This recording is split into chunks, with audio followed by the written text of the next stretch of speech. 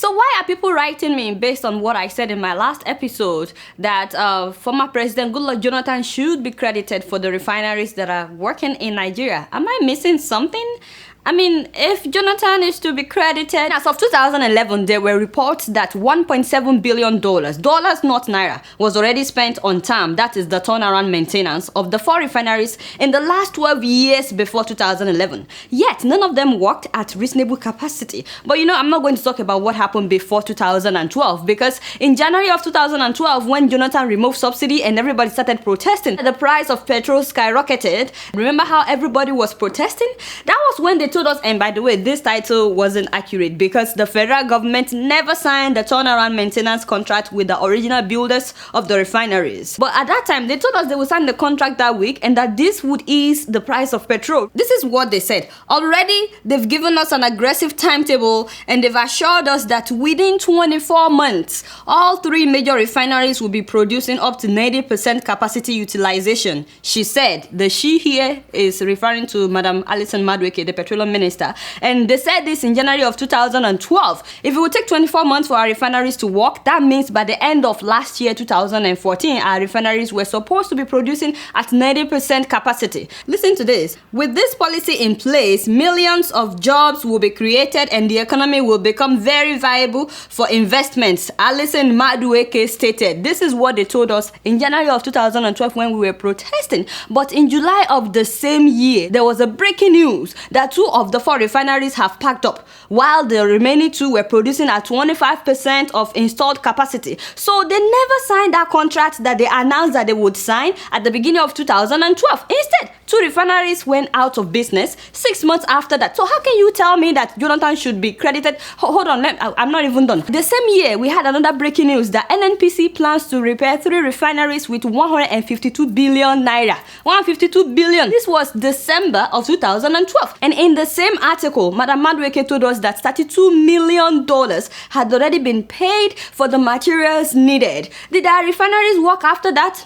No. 2 years after that, in October of 2014, another breaking news. Refineries operated at 10.5% capacity in June. Remember how they promised us that the refineries would work at 90% capacity by the end of 2014, the one I just talked about? What happened? Despite all the money budgeted and allocated to fix the refinery, in October of 2014, they were telling us that refineries are now operating at 10% capacity. And then in November of last year, the petroleum minister told us that, at this point, we just have to continue importing for the next 20 years. I talked about this in episode 142. I titled it NNPC to scam Nigerians for another 20 years. Make sure you watch it. She told us at that time that we will continue to import for the next 20 years. And in February of this year, 2015, while we were getting ready for elections, she said that we are no longer giving the turnaround contract to the original builders of the refineries. I'm like, what, madam? What happened? Since 2012, you've been telling us that you are signing a contract with the original builders. What happened? Now you're telling us you're no longer working with the original builders. She said, no, they are too expensive. It is now local engineers that will repair the refineries. And I was really confused. And then she said this will cost us 99 billion naira to pay the local engineers. She never explained what happened to all the billions that they've been allocating in the name of fixing the refineries all those years. In the same month of February of this year, by the way, she told us that the turnaround maintenance had not taken place due to the level of decay at the plants. And in March of this year, while everybody was getting ready for election, when we had fuel scarcity, Buhari accused Jonathan that he was responsible for the refineries not working. And I did not hear Jonathan say, no, I'm not responsible. I'm working on it. The refineries will soon start. Neither did I hear the petroleum minister say, no, we are working on it. Very soon we will start producing oil in our refineries. Instead, she said in the first quarter of 2016, our 4 refineries would start producing oil. So vote for Jonathan so that he can complete the good work that he started. That is what they were telling us then. And when was election again, my brother? Yes, March of this year, March 28th. So are you now telling me that it was after Jonathan lost that election that he now started working on the refineries? Like, seriously?